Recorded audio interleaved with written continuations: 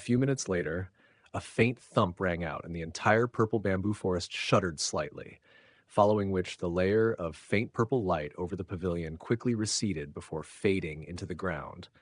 Only then did Taoist Chi's eyes spring open, and it proposed, "Let's go in and take a look." With that, Hanli and Taoist Chi made their way up the staircase in front of the pavilion, then pushed the bamboo doors open.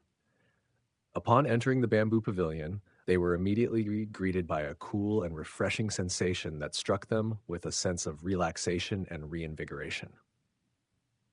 This pavilion is able to draw upon the power of the lotus flowers in the pond to draw in all of the surrounding world's origin chi, resulting in a significantly heightened abundance of spiritual chi. I must say, I'm really impressed with the innovative mind of whoever created this domain, Taoist Xie suddenly praised.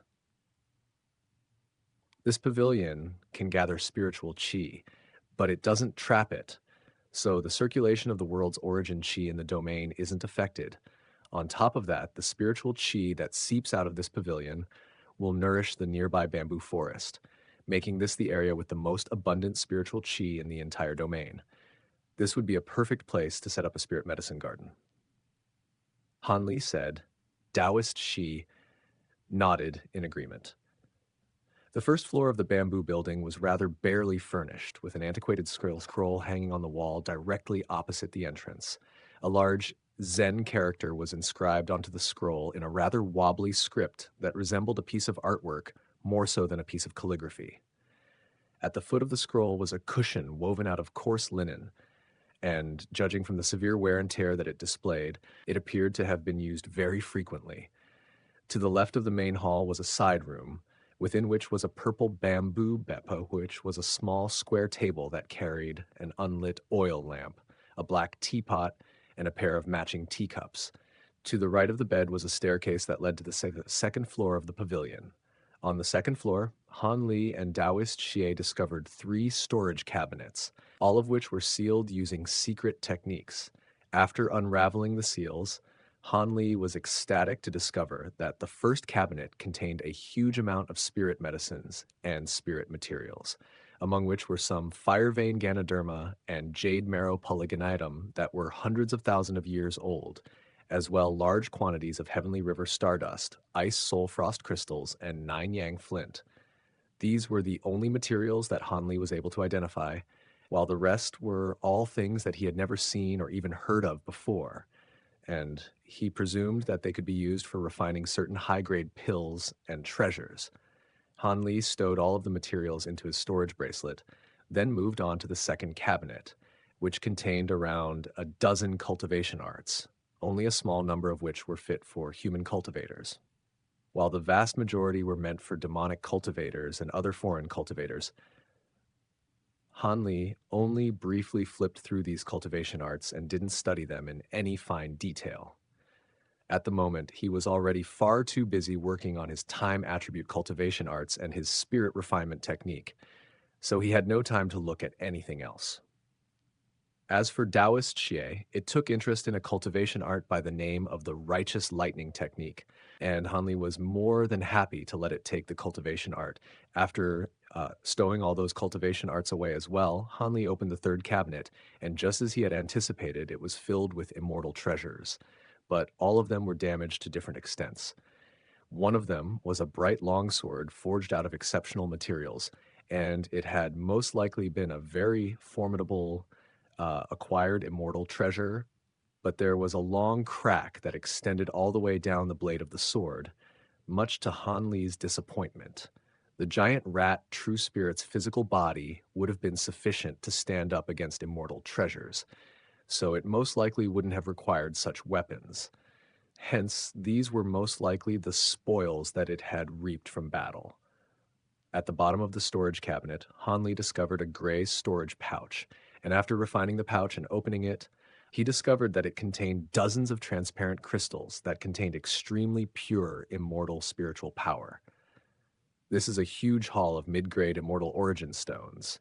I barely saw any of these during all my time in the northern glacial immortal region. Han Li exclaimed with an elated expression. Mid-grade immortal origin stones are far more difficult to create than normal immortal origin stones, so it's no surprise that they're extremely rare. The northern glacial immortal region didn't even have many high zenith stage jade immortals, so mid-grade immortal origin stones will naturally be in very short supply there, Taoist Shi said. Even in the Black Mountain Immortal region, only some major sects are in possession of mid-grade immortal origin stones, and all of them are cherished like precious treasures, Hanli said. After that, Hanli carefully examined the entire bamboo building to ensure that he wasn't missing anything, then re-emerged from the bamboo forest with Taoist Xie. He swept a sleeve through the air to release around a dozen giant ape puppets, and they immediately sprang into action at Hanli's behest, with some of them cutting down trees, while others dug out rocks from the ground. And before long, a large plot of empty land was created. The puppets then used the felled bamboo trees to construct a fence around the entire plot of land, following which Hanli began to set up restrictions around the fence. He was only setting up a simple array that sucked in the spiritual chi seeping out of the nearby purple bamboo pavilion, so it didn't take him very long at all to complete it. After that, he summoned 2 large vats of spirit liquid that he had prepared in advance, but had never gotten a chance to use, then gave them to 2 of the giant ape puppets so that they could water the garden. It'll take at least a few decades for the soil to absorb the spirit liquid and become a spirit field fit for growing spirit plants. So let's get out of here for now, Hanli said, then made a hand seal, and the door of silver light hovering outside the forest instantly appeared in front of him. As the connective point between the 2 spaces, it was impossible to close a domain treasure while the owner was still in it.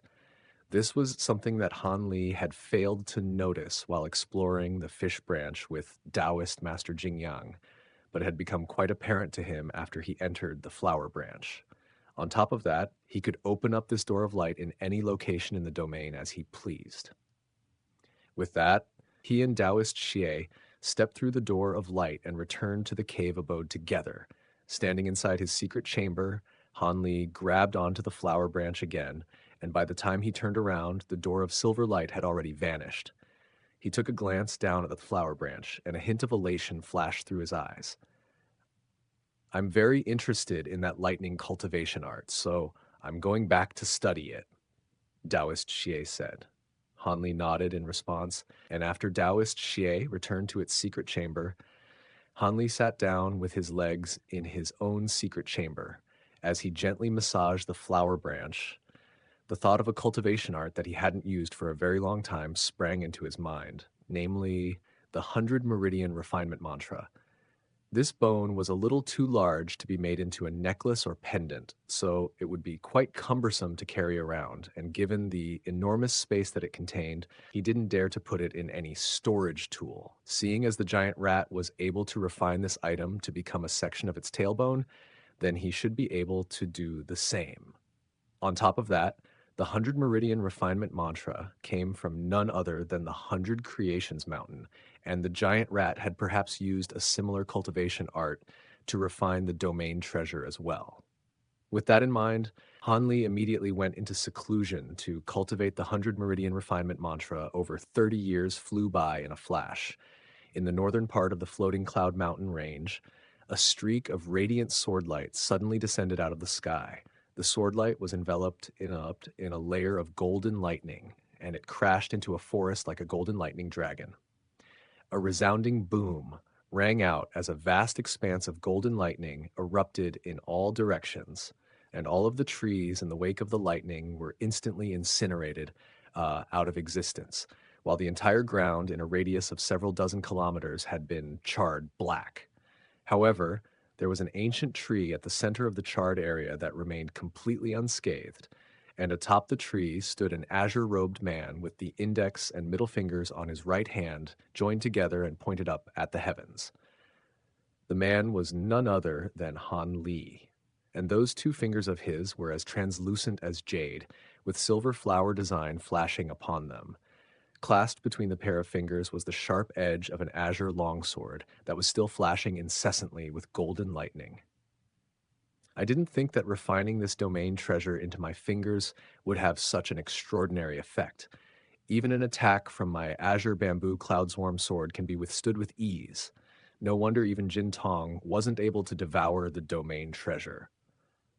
Han Li remarked to himself as he stowed his longsword away, following which he sped away into the distance as a streak of azure light.